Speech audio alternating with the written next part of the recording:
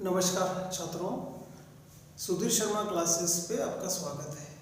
आज हम इस वीडियो में राजस्थान बोर्ड की कक्षा 10 की जो प्रश्नावली 2 है, वास्तविक संख्याएं, उनकी आज हम इसमें चर्चा करेंगे।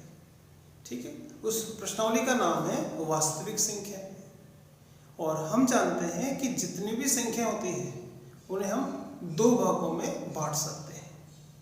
जितनी भी संख्याएं हैं उन्हें हम दो भागों में बांट सकते हैं। पहली संख्या होती है वास्तविक संख्या और दूसरी होती है काल्पनिक संख्या। काल्पनिक संख्याएं बड़ी क्लासों में पढ़ी जाती है, वो आपके सिलेबस में नहीं है। लेकिन जो वास्तविक संख्याएं हैं उन्हें फिर हम दो भागों में बांट सकते हैं। ठीक है, पहली होती है परिमेय संख्या और दूसरी होती है अपरिमेय संख्या। जितनी भी बटा वाली संख्या है, जैसे 1/2, 3/4, 4/7, तो वे संख्याएं जिन्हें बटा में लिख सकते हैं उन्हें हम कहते हैं परिमेय संख्या। यानी वे संख्याएं जिन्हें p/q के रूप में लिखा जा सके, जहां q 0 के बराबर नहीं होना चाहिए, उन्हें हम कहते हैं परिमेय संख्या। क्या 5 परिमेय संख्या है? क्या 5 परिमेय संख्या है? तो हाँ, हम कहेंगे 5 परिमेय संख्या है, क्योंकि इसे भी हम p/q के रूप में लिख सकते हैं। क्या 0 परिमेय संख्या है? तो जवाब होगा हाँ, 0 भी परिमेय संख्या है। ठीक है, और वे संख्याएं जिन्हें p/q के रूप में नहीं लिखा जा सके उन्हें हम कहते हैं अपरिमेय संख्याएं। जैसे √2, √3, √5, √6, √7, ऐसी ही अनंत संख्याएं अपरिमेय संख्याओं का उदाहरण होता है।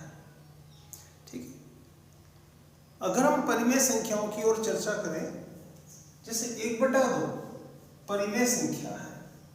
ठीक है, अगर इसको दशमलव में बदलना हो तो हम 1 में भाग देंगे 2 का। पहले भाग नहीं जाता, भाग टूट के 0, फिर यहाँ दशमलव लगाएंगे तो ये आएगा 0.5। इसी प्रकार तो 1/2 को हमने दशमलव में लिखा, इस परिमेय संख्या है, ये एक परिमेय संख्या है। तो इस परिमेय संख्या को अगर हमने दशमलव में बदला तो ये आया, इसको हम कहते हैं शांत दशमलव। शांत दशमलव। और इसी तरह से एक और परिमेय संख्या है 1/3। अगर हम 1 में 3 का भाग देंगे, भाग नहीं जाता, दशमलव लगाएंगे, 3 तिया 9, 1 बच गया, 0 लगाएंगे, 3 तिया 9, 1 बच गया, 0 लगाएंगे, 3 तिया 9, तो ये इस तरह से आता रहेगा। तो 1/3 भी परिमेय संख्या है, लेकिन इसको दशमलव, इसका मान दशमलव में आएगा, इस तरह से 3 आता रहेगा। तो इसको हम ये कह सकते हैं कि हम आवृत्ति हो रही है बार बार 3 की, तो इसको हम ऐसे भी दर्शा सकते हैं। और ऐसे दशमलव को हम कहते हैं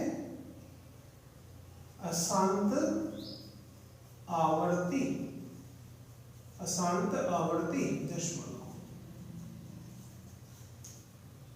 ठीक है बच्चों, तो इस तरह से आप याद रखिए, अगर परिमेय संख्याओं को दशमलव में बदलना हो तो या तो उस परिमेय संख्या का जो दशमलव है वो तो या तो आएगा शांत या फिर आता है अशांत आवर्ती दशमलव। ठीक है, आवर्ती हो रही है, यहाँ पे बार बार रिपीट हो रहा है, तो ये अशांत आवर्ती दशमलव होगा। जबकि जो अपरिमेय संख्या होती है,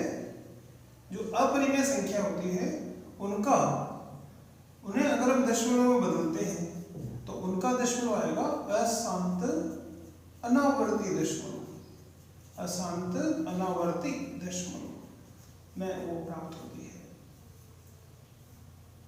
जैसे 1.4, 4, 1, 1, 4, 1, 1, 1, इस तरह की जो है दशमलव, इसको हम कहते हैं अशांत। लगातार भी आता रहेगा और कुछ रिपीट नहीं हो रहा। तो ठीक है। परिमेय संख्याओं का दशमलव या तो होगा शांत या होगा अशांत, जबकि अपरिमेय संख्याओं का जो दशमलव है वो होता है अशांत अनावर्ती दशमलव। ठीक है, अपरिमेय संख्याओं का दशमलव।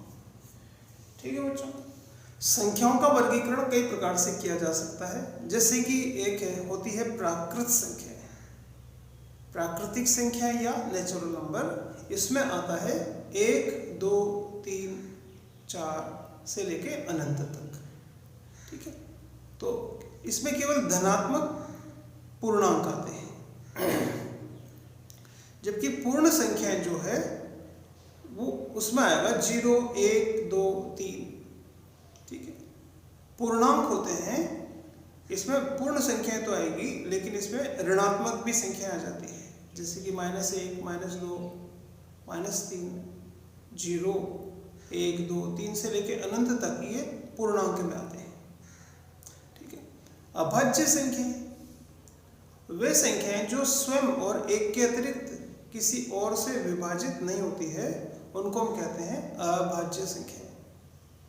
अभाज्य संख्याएं जैसे इनका उदाहरण होगा 2, 3, 5, 7, 11, 13, 17, 19, 23, 29, 31 आदि अभाज्य संख्या होती है।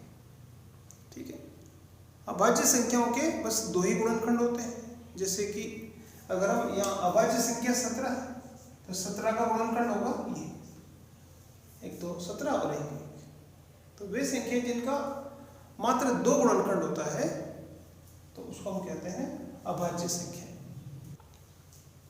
इसी प्रकार बच्चों सम संख्याएं और विषम संख्या होती है। वे संख्याएं जो 2 का गुणज होती है या वे संख्याएं जो 2 से विभाजित हो जाती है उन्हें हम कहते हैं सम संख्याएं। जैसे 2, 4, 6, 8, 10, 12, 14 ये सम संख्याएं हैं जो 2 का गुणज होती है। जैसे कि 2m, 2m एक सम संख्या है क्योंकि ये 2 का गुणज है। अगर m कोई धन पूर्णांक है, m कोई धन पूर्णांक है तो ये 2m भी एक सम संख्या है।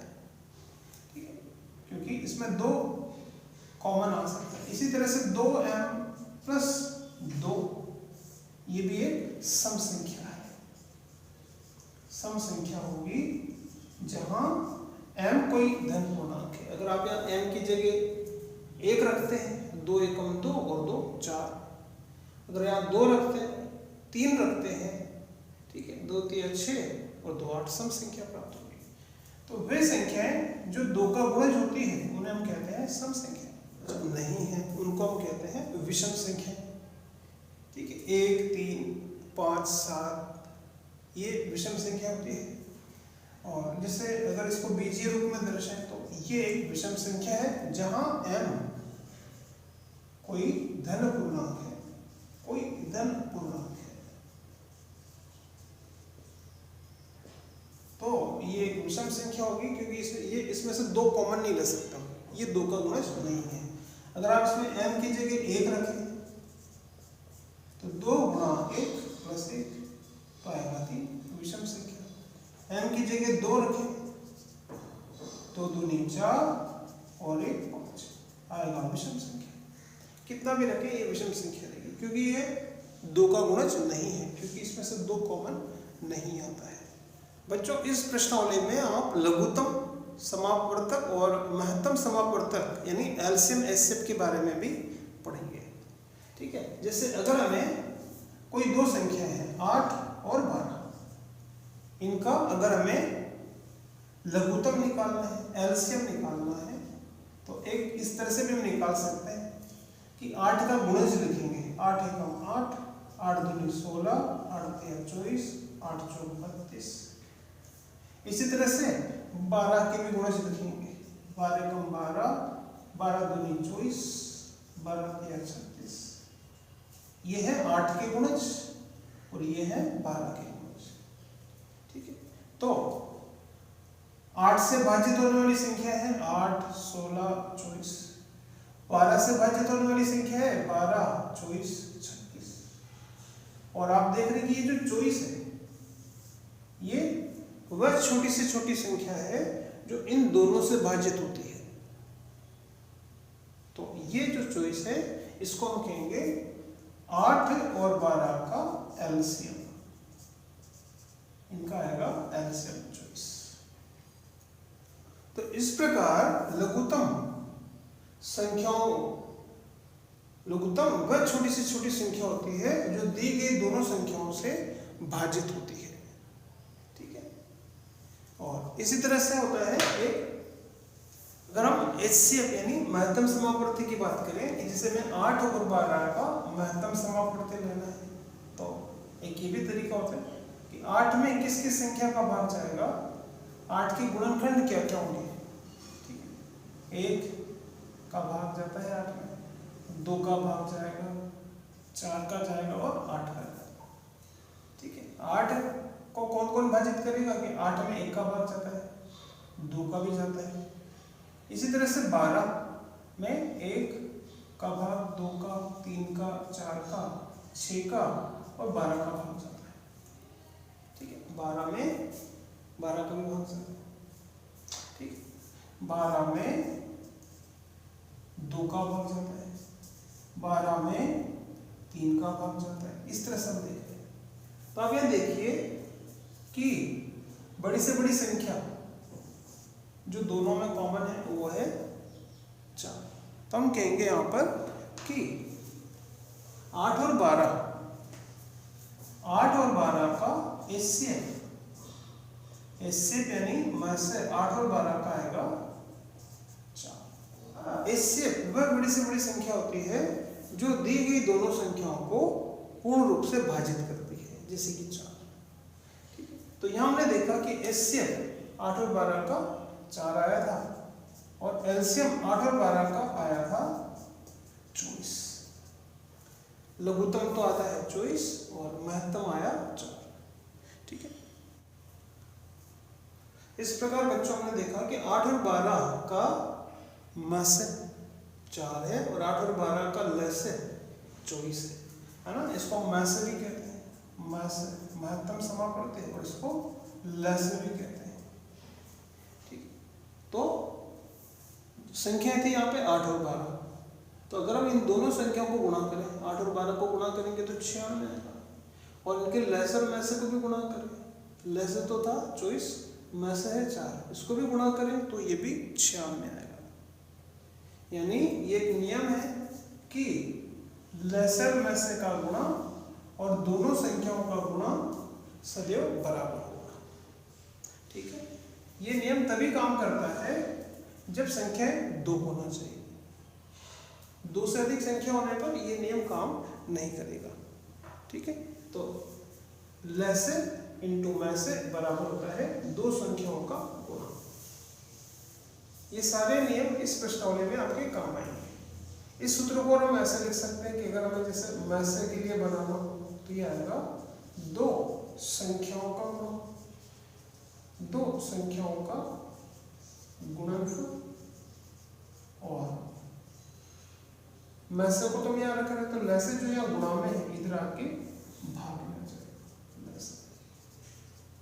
इसी प्रकार अगर हमें लसे निकालना हो तो मैसे यहाँ आ जाएगा, और अगर हमें लसे दे रखा है मैसे भी दे रखा है और 2 संख्याओं में से एक संख्या अगर हमें ज्ञात करनी है तो दूसरी संख्या, 2 संख्या होती है उसमें से एक संख्या दे दे और लसे दे दे मैसे दे दे, पर आपसे दूसरी संख्या पूछे तो इसका सूत्र बनेगा दूसरी संख्या बराबर लसे इंटू मैसे बटा में आएगा पहली संख्या।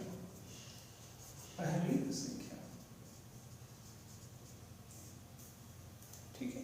तो ये इस प्रश्नावली में आपके काम आएंगे।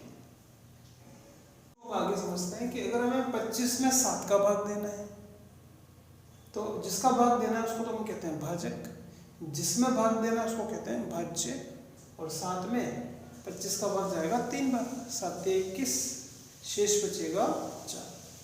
तो जितनी बार भाग गया वो भागफल और शेष है 4। तो ये जो भाजक, भागफल, भाज्य, शेषफल है इसमें सबसे बड़ा होता है भाज्य।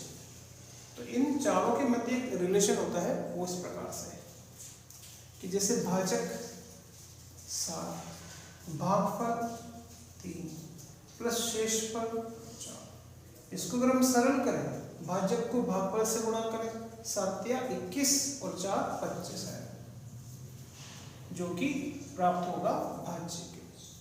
तो याद रखिए कि भाज्य बराबर भाजक गुणा भागफल प्लस शेषफल होता है। इसी प्रकार का भाजन का नियम प्रमेय दिया था यूक्लिड ने, जिसको हम कहते हैं यूक्लिड विभाजन प्रमेय का। प्रमेय का कथन इस प्रकार है कि यदि a तथा b दो धनात्मक पूर्णांक हैं तो q तथा r दो पूर्णांक इस प्रकार से विद्यमान होंगे कि a बराबर आएगा bq प्लस r। a बराबर आएगा bq प्लस r, जहां r छोटा होगा b से और बराबर या अधिक होगा 0 के। ठीक है, तो इस प्रकार a बराबर आएगा bq प्लस r, जहां r छोटा होगा b से और बराबर या अधिक होगा 0 से। ठीक है, तो इस संबंध को कहते हैं यूक्लिड विभाजन प्रमेय का। a और b धन पूर्णांक है, तो अगर यहाँ पर b की जगह 2 रखें, b बराबर 2 रखें, तो a बराबर आएगा 2q प्लस r, जहां हम देख रहे हैं कि b की जगह हमने 2 रखा, तो b की जगह 2, तो r का जो मान आएगा वो 2 से तो छोटा होगा और 0 के बराबर या उससे अधिक होगा, तो इसलिए r का मान आएगा 0 और 1। देखिए महत्वपूर्ण प्रमेय है। ठीक है, प्रश्नावली 1.1 में ये काम आएगी, तो आपको ध्यान से देखना चाहिए। इसी प्रकार इस प्रश्नावली में एक प्रमेय और है, जिसको हम कहते हैं अंकगणित की आधारभूत प्रमेय। ठीक है, वो इसका कथन इस प्रकार से है कि प्रत्येक भाज्य संख्या को अभाज्य संख्या के गुणनफल के रूप में व्यक्त किया जा सकता है।